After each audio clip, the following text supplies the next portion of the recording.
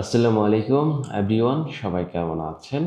কুয়েতে অবস্থানরত প্রবাসী বাংলাদেশি এবং কুয়েতে যাওয়ার পরিকল্পনা করছেন এমন সবার জন্য গুরুত্বপূর্ণ একটি খবর আপনাদের সঙ্গে শেয়ার করছি। কুয়েতে থাকা ভিজিট ভিসা এবং প্রবাসীদের ছুটির অনুমতিপত্র স্বয়ংক্রিয়ভাবে মেয়াদ বৃদ্ধির সুবিধা বন্ধ করে দিয়েছে কুয়েত কর্তৃপক্ষ। আগামী ১ সেপ্টেম্বর ২০২৬ থেকে এই বিষয়ে বিশেষ সুবিধা আর থাকবে না আপনাদের জন্য। দর্শক, আঞ্চলিক নিরাপত্তার পরিস্থিতির কারণে বিমানে চলাচল অনিশ্চয়তা তৈরি হওয়ার চলতি বছরের শুরুতে কুয়েত সরকার ভিজিট ভিসা এবং প্রবাসীদের ছুটির অনুমতিপত্রের মেয়াদ স্বয়ংক্রিয়ভাবে বাড়ানোর একটি বিশেষ ব্যবস্থা চালু করেছিল। কিন্তু পরিস্থিতি স্বাভাবিক হওয়ার দিকে যাওয়ায় এখন আবার আগের নিয়মে ফিরে যাচ্ছে কুয়েত কর্তৃপক্ষ। অর্থাৎ আগামী ১ সেপ্টেম্বর থেকে কোনো ভিজিট ভিসার মেয়াদ শেষ হয়ে গেলে সেটি আর স্বয়ংক্রিয়ভাবে বাড়ানো হবে না।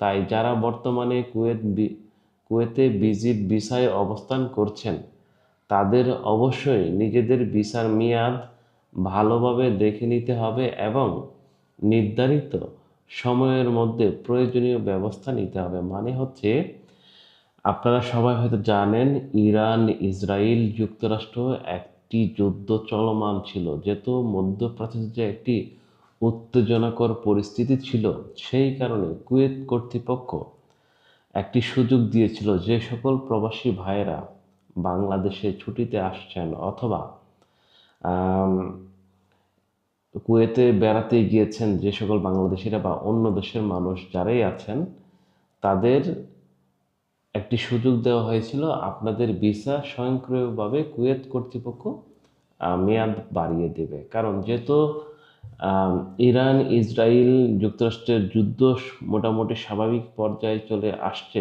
মানে ওইভাবে কেউ কাউকে আক্রমণ করছে না, তাই কুয়েত কর্তৃপক্ষ সিদ্ধান্ত নিয়েছে এখন থেকে আর আগের মতো সুবিধা দেওয়া হবে না।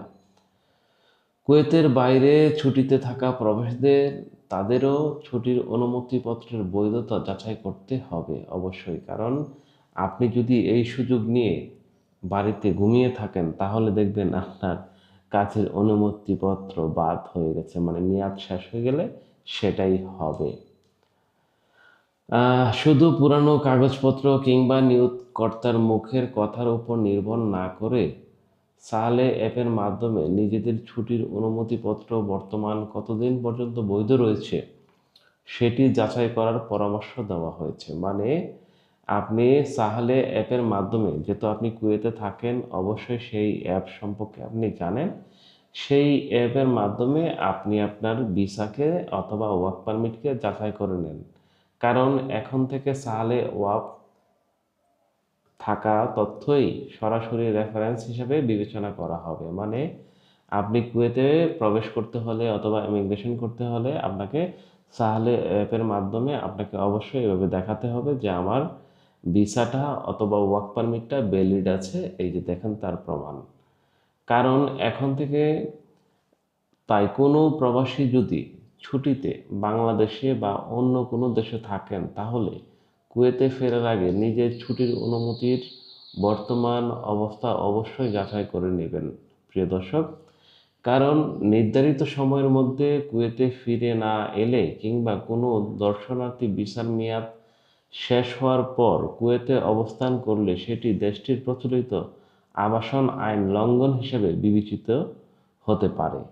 এক্ষেত্রে জরিমানা সহ আইনগত ব্যবস্থা নেওয়া হতে পারে আপনাদের বিরুদ্ধে।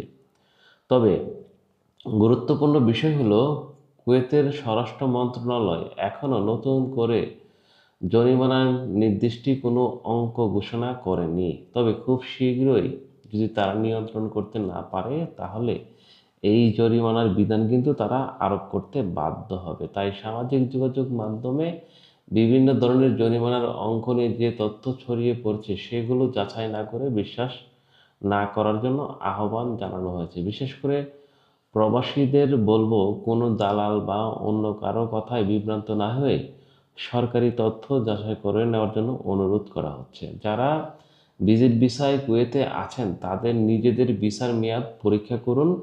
আর যারা কুয়েতের বাইরে ছুটিতে আছেন তারা সাহালে অ্যাপের মাধ্যমে নিজেদের ছুটির অনুমতিপত্র বৈধতা যাচাই করার জন্য অনুরোধ করা হয়েছে। মনে রাখবেন, 1 সেপ্টেম্বর 2026 থেকে স্বয়ংক্রিয় মেয়াদ বৃদ্ধির বিশেষ সুবিধা বন্ধ হয়ে যাচ্ছে।